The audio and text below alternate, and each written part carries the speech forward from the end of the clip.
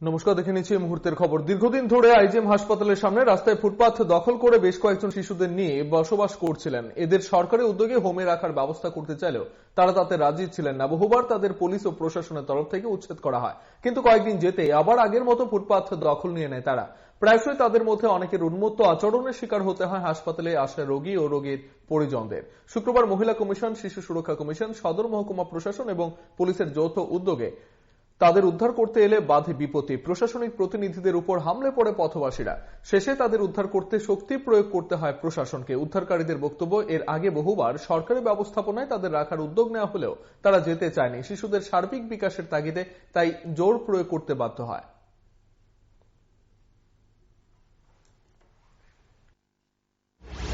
আড়াই বছর যাবত ওর সঙ্গে আমরা এই দস্তাবেজ করতেছি, মা শিশু সহ একটা শেল্টার হোমে রাখার জন্য। সে কোনো অবস্থাতেই যাবে না। আমরা বললাম যে তুমি নিজেও থাকবে, তোমাকে বাড়ি ভাড়া করে দেবো, সরকারি যত রকম সুবিধা আছে তোমাকে পাইয়ে দেবো। এখন সে, আমি যতটুকু বুঝি, সরকারকে কুলসিত করার জন্য কেউ কারা এখানের মধ্যে ওকে একটা স্থান দিয়েছে। আমি আজকে বলবো পুলিশকে এই সমস্ত কিছু যাতে তুলে দেয়, এখানে যদি কোনো প্রভিশন না থাকে শিশু নিয়ে থাকার।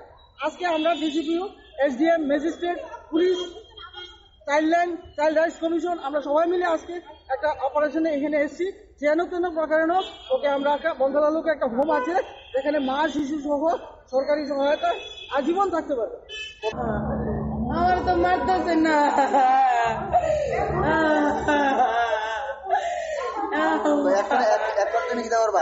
আমার ওখানে আমার বাচ্চা না তো, বাচ্চা সময় না তো তোমরা আমার কোন দিকে গেছে আর আমি করতে পারবো? আমি তো না, আমার তো দূর করে বাচ্চা নিয়ে জায়গা আমরা স্বামী স্ত্রী থেকে না। জোলাইবাড়ি রামরাইবাড়ি এডিসি ভিলেজ থেকে শ্লীলতাহানির দায়ে এক ওষুধ দোকানিকে গ্রেপ্তার করে বাইখোড়া থানার পুলিশ। জানা গেছে, দোকানি বিভীষণ ঘোষ এক রোগীকে ইনজেকশন পুশ করতে গিয়ে শ্লীলতাহানি করে বলে অভিযোগ করে সেই মহিলা। বৃহস্পতিবার রাতে এই ঘটনা নিয়ে উত্তেজনা ছড়িয়ে পড়েছিল। লিখিত অভিযোগের পরিপ্রেক্ষিতে রাতেই তাকে আটক করে পুলিশ। অভিযুক্তের নামে ইনজেকশন পুশ করার কোনো বৈধ কাগজও পাওয়া যায়নি বলে জানানো হয়। অন্যের নামে লাইসেন্স নিয়ে নিজে ব্যবসা চালিয়ে যাওয়ার অভিযোগ রয়েছে তার বিরুদ্ধে।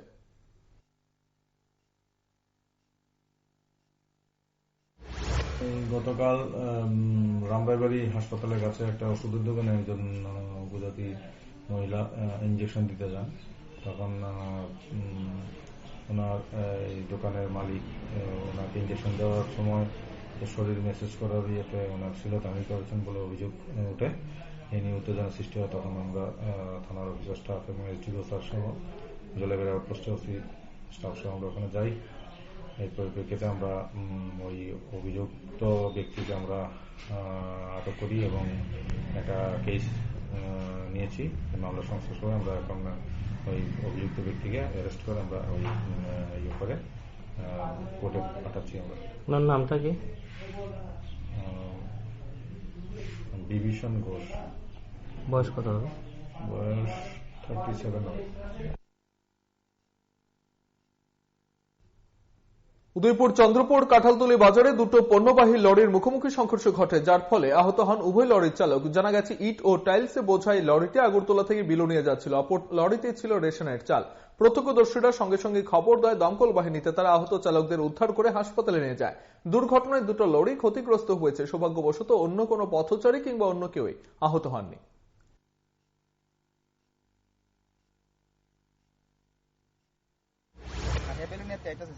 গাড়ি আমরা 709 গাড়ি তাহলে হ্যাঁ আমরা যখন যাইতাছি হ্যাঁ আইসিরা ডাইরেক্ট আমরা গাড়ি মেরে দিছে রং সাইডে আইসিরা। তাহলে ওই হে গাড়ি ড্রাইভারটা একটু আহত হয়েছে, আমরা এই গাড়ি ড্রাইভার আহত হয়েছে। আর আমরা গাড়ি তো ব্যাঙ্গা ট্যাঙ্গা শেষ একবারে। হ্যাঁ, কয়টা গাড়ির মধ্যে? গাড়ি একটা চালের গাড়ি আর একটা ইটের গাড়ি। গভীর রাতে ছুরিকাঘাতে দুই দুষ্কৃতীদের হাতে রক্তাক্ত হলেন এক গৃহবধূ। সংকটজনক অবস্থায় জিবি হাসপাতালে চিকিৎসা চলছে তার। চাঞ্চল্যকর এই ঘটনাটি ঘটে মেলাঘর থানাধীন পূর্ব চণ্ডীগড় কালাপানিয়া এলাকায়। জানা গেছে, নিজ বাড়িতে ঘুমিয়েছিলেন তিনি। পুলিশ পরিচয় দিয়ে ওই দুই যুবক মহিলাকে ডেকে তুলে ঘুম থেকে দরজা খুলতেই ছুরি নিয়ে হামলে পড়ে তার উপর। আত্মচিৎকারে পড়শিরা ছুটে এসে প্রথমে তাকে মেলাঘর হাসপাতালে ও পরে রাতেই তাকে জিবি হাসপাতালে নিয়ে আসেন।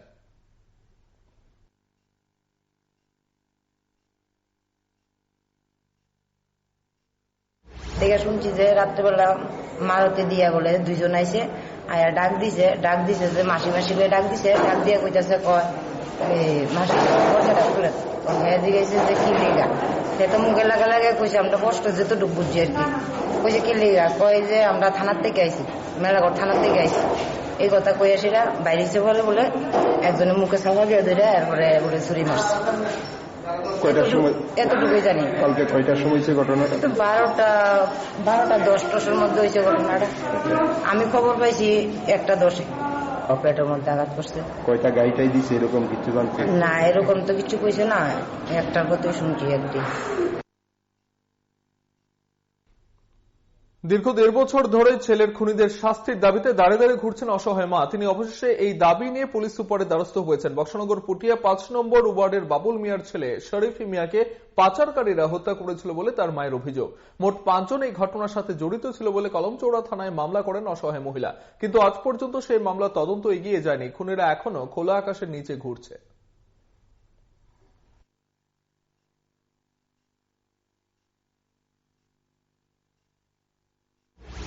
আমার ছেলের সাথে কি হয়েছে, আমার ছেলে পড়তো, লেখাপড়া করতো, বিএড করতো, কলিকাতা বিএড করছে। এরপরে আমরা বাড়িতে একজনে আমরা থেকে আমার মা ডাকছে, বাপ ডাকছে, টাকা নিচ্ছে। এই টাকার বিরুদ্ধে এই টাকা লিয়ে ঝগড়া হয়েছে, আমরা বিচার হয়েছে, অনেক পরে টাকা পাইছি। পাওয়ানোর পরে হে কইছে কয়েকদিন পরে টের পাইবি। আর শাহ আলমের হয়েছে যে বেড়া কাটার, তার জানি বেড়া কাটটা সবসময় গরু ফার করে, চুরি বাইক ফার করছে বা বিভিন্ন জিনিস ফার করে। তো আমার পোলা কইছে তুমি বেড়া কাটটা নাম টান ফার করো, আমরা বেড়ার বাড়ি জমিন আছে আমরা করতাম পারি না। এটা লিয়া বিএসএফ এর লগে শাহ আলমের লগে আমার প্রতি ঝগড়া হয়েছে। অনেক পরে পড়তে বসছে, পড়ার ভিতরে পড়তে বসে খাটের ভিতরে পরে এমনি প্রথম শাহ আলম আছে আইয়া আমার পোলা ডাক দিছে, মোবাইলে নেটটা ঠিক করে দিত মাল পার করবো। রাসেল আছে, আরিফ আছে, সোহেল আছে, এরপরে শাহ আলমের বউ আছে, এক সাইডে মোবাইল খেলে দিছে, শাহ আলম এক সাইডে খেলে দিছে। আর সুবেদারটা তার কইতে আছে এহানো না বন্ধু ইয়া তাক মানছিস। তারপর কি হয়েছে এরপরে কি আমার দমন দিছে, তোমার পুত্রে খাইলে আমি কইছে আমি গরু গেছি। এরপরে আমার পুত্রে জিবি হাসপাতালের ব্লাড ব্যাংকে রক্তের জন্য হয়রানির শিকার হতে হচ্ছে বলে রোগীর আত্মীয়দের অভিযোগ। সকাল থেকে দুপুর গড়িয়ে বিকেল পর্যন্ত ব্লাড ব্যাংকে তীর্থের কাকের মতো বসে থেকেও কোনো সদুত্তর পাওয়া যায় না কর্মীদের কাছ থেকে। অপারেশন থিয়েটারে রোগী রেখে এলেও রক্তের সংস্থান করা হচ্ছে না। রক্ত স্বল্পতার কথাও সরাসরি স্বীকার করছে না বলে জানান অভিযোগকারীরা। অপরদিকে গতকাল শিবিরে রক্তদান করে এর পরের দিন নিজের এক পরিচিতের জন্য রক্ত চাইতে এসেও দুর্ভোগে পড়তে হয়েছে বলে জানান এক ব্যক্তি। সরকারের ভাবমূর্তি নষ্ট করতে কতিপয় কর্মীদের ষড়যন্ত্র বলেও ধারণা করছেন কেউ কেউ।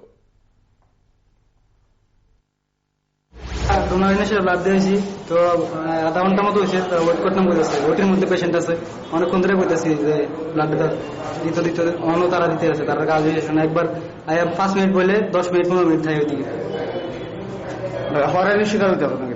অবশ্যই। আর মানে রোগী কি অবস্থায় আছে? রোগী ওটিতে আছে। আমরা এই জিনিসটা প্রতিনিয়ত লক্ষ্য করছি। ত্রিপুরা রাজ্যে এখন প্রত্যেকগুলো হসপিটালে রক্তের ঘাটতি চলছে। সেই হিসাবে আমরা গতকাল ক্ষুদিরামপল্লী বাল্মীকি সামাজিক সংস্থার পক্ষ থেকে একটি ব্লাড ডোনেশন ক্যাম্পও করেছি। প্রতিনিয়ত আমরা 4 মাস অন্তর অন্তর ব্লাড ডোনেশন ক্যাম্প করছি, কিন্তু আমরা দেখছি ব্লাড ব্যাংকে প্রতিনিয়ত আমাদের যখন পেশেন্ট আসছে তাদেরকে প্রতিনিয়ত হেনস্থা করা হচ্ছে। আমরা আমাদের সরকারের ভাবমূর্তিকে নষ্ট করার জন্য কতিপয় কিছু লোক এই জিনিসগুলো নষ্ট করার চেষ্টা করছে। আমরা তার তীব্র ভাষায় ধিক্কার এবং নিন্দা জানাচ্ছি। ধলাই জেলার কুলাই ডিডিআরসির উদ্যোগে বৃহস্পতিবার উদযাপিত হয় বিশ্ব দিব্যাঙ্গজন দিবস, কিন্তু এই অনুষ্ঠান প্রসঙ্গে শুক্রবার সাংবাদিক সম্মেলন করে বিভিন্ন অনৈতিক কাজকর্মের অভিযোগ করেন বিজেপির দিব্যাঙ্গজন সেলের নেতারা। তাদের অভিযোগ সেই অনুষ্ঠানে নিম্নমানের খাবার পরিবেশিত হয়েছিল। অনুষ্ঠানে নাকি তাদের কথা বলারও কোনো সুযোগ দেওয়া হয়নি।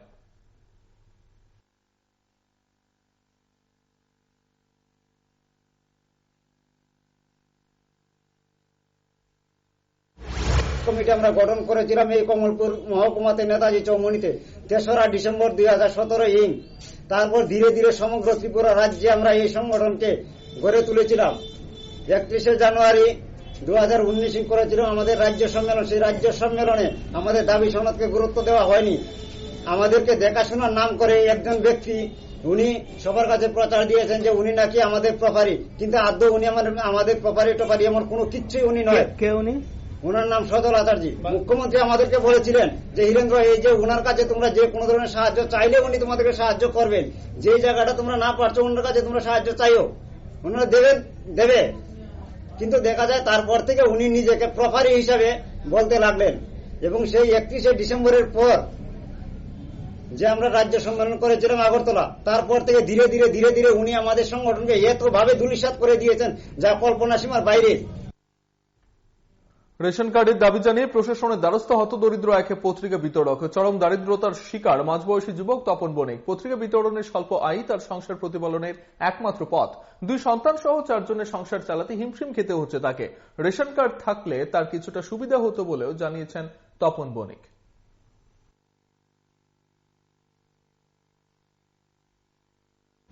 আমি একজন পত্রিকার হকার, আমার নাম তপন মল্লিক। আমি দীর্ঘদিন ধরে একটা রেশন কার্ড করবার লাগি খুব চেষ্টা করতেছি, কিন্তু হইতেছে না। গেলে 10 জন 12 জন 8 জন লাগবো, সেটা আমি কেমনে রেশন কার্ডটা করতাম? আমার কোনো আলাদা কার্ড নাই। এই সরকারের কাছে একটা আবেদন করতেছি যাতে আমার রেশন কার্ডটা একটা রেশন কার্ড দিয়ে। বিলোনিয়া জোলাইবাড়ি বিকল্প সড়ক সম্প্রসারণের যে উদ্যোগ নেওয়া হয়েছে তাতে শতবর্ষ প্রাচীন বিকেআই মাঠটির অস্তিত্ব সংকটে পড়বে। ঐতিহাসিক বিকেআই মাঠ রক্ষায় শহরে নাগরিক সমাজ সোচ্চার হয়েছেন। শতাধিক এলাকাবাসীর স্বাক্ষরিত একটি আবেদনপত্র দক্ষিণ জেলার জেলা শাসকের কাছে পাঠানো হয়। তাদের দাবি, প্রস্তাবিত এলাকা অনুসারে যদি রাস্তা সম্প্রসারণের কাজ করা হয় তাহলে মাঠটি খেলাধুলার অনুপযুক্ত হয়ে পড়বে। তা না করে রাস্তার অপর পাশে খালি জায়গা রয়েছে সেদিকে যেন সড়ক নির্মাণ করা হয়।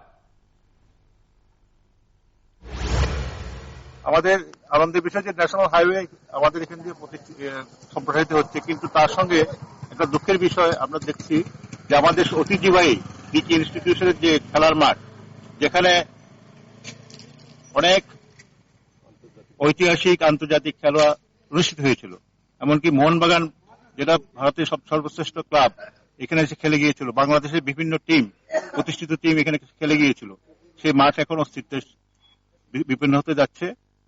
মাঠের অনেকটাই ন্যাশনাল হাইওয়েতে পড়ে গিয়েছে এবং গ্যালারির অনেকটা অংশ পড়ে গিয়েছে। সুতরাং এখন আমাদের এটাই নিবেদন যাতে মাঠটা যাতে রক্ষা পায় এবং ত্রিপুরার এবং আমাদের বিলোনিয়ার খেলাধুলার স্বার্থে এই মাঠটা যাতে রক্ষা পায়, এটাই আমাদের নিবেদন। ভোট এগিয়ে আসলে নেতারা ভাষণে হাজারো প্রতিশ্রুতি দেন, কিন্তু তাদের প্রতিশ্রুতি কতটা পূরণ হয় তা রাজ্যবাসী ভালো করে জানেন। রাজ্যের বহু মানুষ এখনো নিয়মিত পানীয় জল সংগ্রহ করতে পারেন না, এমনকি বহু এলাকার রাস্তাঘাট বেহাল দশায় আছে। উদাহরণস্বরূপ বলা যায় অমরপুরের রাংকাং পঞ্চায়েত এলাকার কথা। সেখানকার নাগরিকদের অভিযোগ বাম আমল থেকে পানীয় জল নিয়ে সমস্যা ভোগ করতে হচ্ছে। পঞ্চায়েত প্রতিনিধিদের নাকি জানিয়েও কোনো কাজ হচ্ছে না।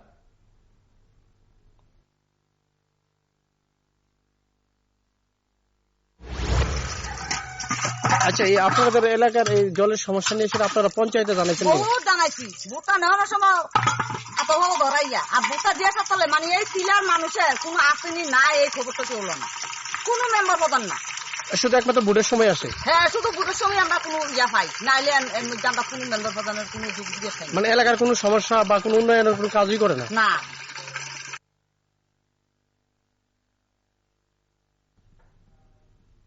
কৃষকদের জন্য সর্বনাশা কৃষি আইন বাতিলের দাবি সারা দেশে উত্তাল আন্দোলন কৃষকদের। সে আন্দোলনকে সমর্থন জানাচ্ছে অবিজেপি রাজনৈতিক দলগুলো। শুক্রবার প্রদেশ কংগ্রেস সেবা দলের পক্ষ থেকে এই আইন বাতিলের দাবিতে পশ্চিম জেলার জেলা শাসকের কার্যালয়ে ডেপুটেশন প্রদান করা হয়।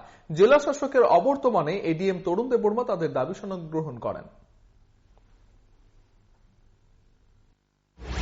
এই কৃষি বিল সমস্ত ভারতবর্ষের কৃষকদের নিঃশেষ করার একটা বিল, এবং এটা কৃষকরা সাংঘাতিকভাবে ক্ষতিগ্রস্ত এবং এটা একটা সর্বনাশা বিল। এই বিলের বাতিলের প্রতিবাদে সমস্ত ভারতবর্ষ জুড়ে কৃষকদের আন্দোলন চলছে দীর্ঘদিন যাবৎ। কৃষকদের উপর লাঠিপেটা হচ্ছে, কৃষকরা মারা যাচ্ছেন, এবং তার প্রতিবাদে আমরা ত্রিপুরা প্রদেশ কংগ্রেস সেবা দল এই কৃষি বিল অতি সত্বর বাতিল করার দাবিতে এবং কৃষকরা যে আন্দোলন করছে তাদের সঙ্গে প্রতিসত্তর কেন্দ্রীয় সরকার কথা বলে এই কৃষি বিলকে প্রতিসত্তর বাতিল করে কৃষকদের যে ন্যায্য অধিকার, কৃষকদের যে দাবি, কারণ কৃষকরা হলো ভারতের অন্নদাতা, আমাদের অন্নদাতা।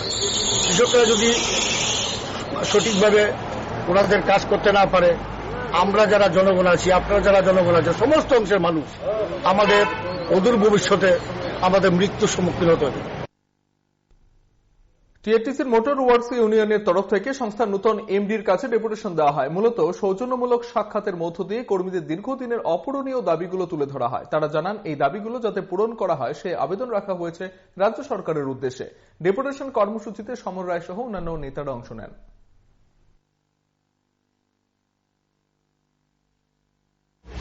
তো সৌজন্যমূলক সাক্ষাৎকারের মাঝখানেও আমরা দীর্ঘদিনের আমাদের টিআরটিসির কর্মচারীদের বিভিন্ন দাবি দেওয়া আছে এখানে। তো তার মধ্যে আমরা 7 পয়েন্ট ডিমান্ড নিয়ে ম্যানেজিং ডিরেক্টরের হাতে আমরা এটা তুলে দেব। তার মধ্যে আছে রাজ্য সরকারের কর্মচারীদের নাই 1995 সন থেকে টিআরটিসির কর্মচারীদের পেনশন চালু করতে হবে এবং অন্যান্য পিএসইউ নাই টিআরটিসিতে লিভ এঙ্গেজমেন্ট চালু করতে হবে। গত প্রায় 1 বছর বা 13-14 মাস হবে পেনশনে গেছেন, তাদের গ্র্যাচুইটি এখনো প্রদান করা হয়নি। এগুলি আমরা অনেক দিন থেকে আমরা প্রায় 20-25 বছর আমরা এই দাবি নিয়ে আমরা বিভিন্নভাবে লড়াই সংগ্রাম করছি মাঠে, এবং পেনশন এবং লিভ ইনভেস্টমেন্ট নিয়েও আমরা হাইকোর্টের দ্বারস্থ আমরা হয়েছি। হাইকোর্ট আমাদেরকে রায় দিয়েছেন, পেনশন কনসিডার করার জন্য হাইকোর্ট বলেছেন, কিন্তু টিআরটিসি কর্তৃপক্ষ এখন আমাদের পেনশন এবং লিভ ইনভেস্টমেন্ট কনসিডার করছেন। আগামী 6 ডিসেম্বর হোমগার্ড এবং সিভিল ডিফেন্সের রাইজিং ডে। প্রতি বছর এই দিনে আগরতলার এডিনগর পুলিশ মাঠে বিশেষ প্যারেড কর্মসূচির আয়োজন করা হয়। এবারও একই ধরনের কর্মসূচি হবে। এদিন পুলিশ মাঠে চূড়ান্ত মহড়া অনুষ্ঠিত হয়। 6 ডিসেম্বর মন্ত্রী এনসি দেববর্মা এই কর্মসূচিতে উপস্থিত থাকবেন।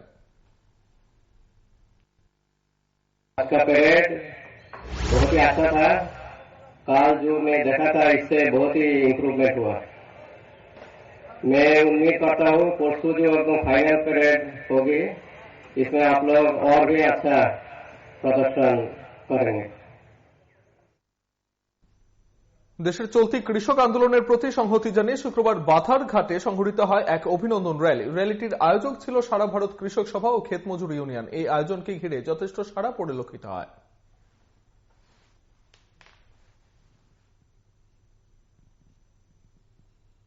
নোংরা আবর্জনা ও দুর্গন্ধের হাতছানির মধ্যেই খেলাধুলা চালিয়ে যেতে বাধ্য হচ্ছে খোদে খেলোয়াড়রা। এই ঘটনায় আতঙ্কের পাশাপাশি ব্যাপক ক্ষোভ ধুমায়িত হচ্ছে অভিভাবক মহলে। ঘটনা সাবরুম নগর পঞ্চায়েতের 8 নম্বর ওয়ার্ড এলাকার বারুনি মাঠের।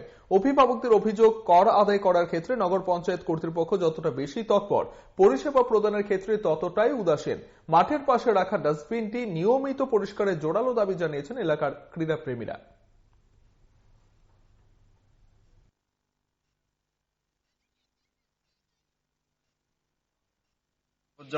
এটির ভিতরে আমরা পাড়ার পোলাপাইন, যেমন আমার নিজের ছেলেও খেলে, খেলাধুলা করে এই আবর্জনার উপরে দিয়ে এটা পরিষ্কার করলে ভালো আছে।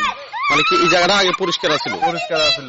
আর এই ডাস্টবিনটা এখানে দেওয়াটা ঠিক হয়েছে না। আনুমানিক 15-20 ফ্যামিলি তো আছে। মানে আশপাশের সবাই ট্যাক্স দিয়ে যায়, আবর্জনার টাকা দিই, কিন্তু আবর্জনাটাই এনে আইনা ফেলায়, কিন্তু পরিষ্কার করা আজকে প্রায় 5-6 দিন ধরে এমন অবস্থা। মানে ময়লা আবর্জনা পড়ে রয়েছে, পরিষ্কার করতেছে না। করা হইতেছে না।